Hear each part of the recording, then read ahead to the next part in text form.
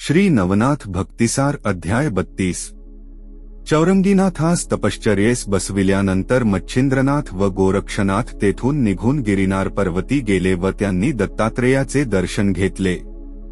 मच्छिंद्रनाथास पाहताच दत्तात्रेयास परमानंद झाला। मच्छिंद्रनाथास केव्हा भेटेन असे त्यास होऊन तो त्या भेटीची वाट पाहत होताच। मुलाने आईस भेटावे तसे मच्छिंद्रनाथाच्या भेटीने दत्तास आले।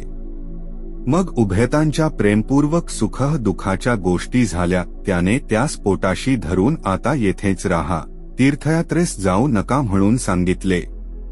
ते उभयता तेथे 6 महिनेपर्यंत राहिले। पुढे ते तीर्थयात्रा कराव्यास आज्ञा मागू लागले।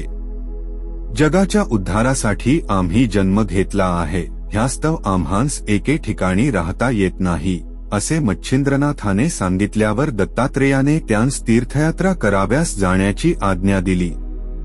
दत्तात्रेयास सोडून जातेवेळेस त्यास फार वाईट वाटले। त्यांच्या डोळ्यांतून एकसारखे प्रेमाश्रू वाहत होते। ते त्या ठिकाणाहून काशीस जाण्याच्या उद्देशाने निघाले व फिरत फिरत प्रयागास गेले। त्या समयी तेथे त्रिविक्रम नामवाचा राजा राज्य करीत होता।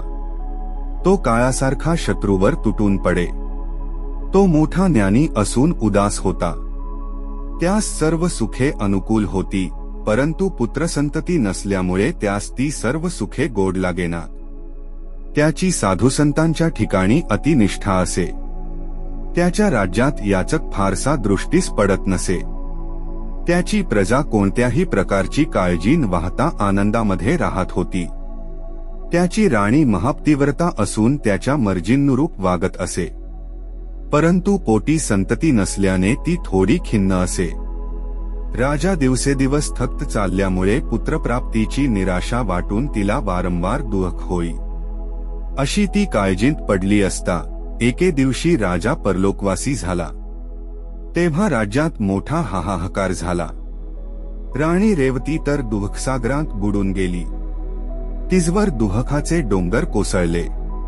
त्रिविक्रमराजासारखा राजा पुन्हा होणार नाही असे त्याचे अनेक गुण गाऊन लोक विलाप करू लागले। साऱ्या प्रयागभर रडारड झाली। त्यास संधीस मच्छिंद्रनाथ व गोरक्षनाथ त्या शहरात प्रविष्ट झाले। त्यावेळी मच्छिंद्रनाथास तेथील परिस्थिती ऐकून कळकळा आला। धन्य हा राजा की ज्यासाठी सर्व लोक हळहळत आहेत।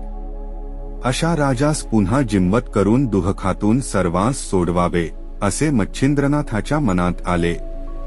त्याने राजाची आयुष्यमर्यादा शोधून पाहिली, तो ब्रह्मस्वरूपी जाऊन मिळाला असे दिसले। तेव्हा त्याचा उपाय हरला, कारण बीजावांचून वृक्ष कसा होईल। मग मच्छिंद्रनाथ गामवांतून परत जाऊ लागला, परंतु गोरक्षनाथाचे मन इतके कळवळले होते की लोकांस त्या दुःखांत ठेवून त्यास परत जाववेना। तरी तो तसाच मच्छिंद्रनाथाबरोबर गेला। गामवाबाहेर एक शिवालय होते, त्यात ते दोघे जाऊन बसले। तेथून जवळच राजाच्या प्रेतास संस्कार करण्यासाठी नेऊन ठेवले होते। प्रेतासमागमे पुष्कळ मंडळी होती। त्याचे ते दुःख गोरक्षनाथाच्याने पाहावेना व राजाचे प्रेत उठविण्यासाठी त्याने मच्छिंद्रनाथास सांगून पाहिले, पण मच्छिंद्रनाथाने त्यास खुणेने उगाच बसाव्यास सांगितले, परंतु गोरक्षनाथास निमूटपणे बसवेना। तो म्हणाला, जर तुम्ही ह्यास उठवीत नसाल तर मी ह्यास उठवून सर्वांच्या दुःखाचा परिहार करतो। ते ऐकून राजास उठविण्याचे तुझे सामर्थ्य नाही असे मच्छिंद्रनाथ म्हणाले। तेव्हा गोरक्षनाथा म्हणाला, राजास उठवून सर्वांस सुखी करण्याचा मी निश्चय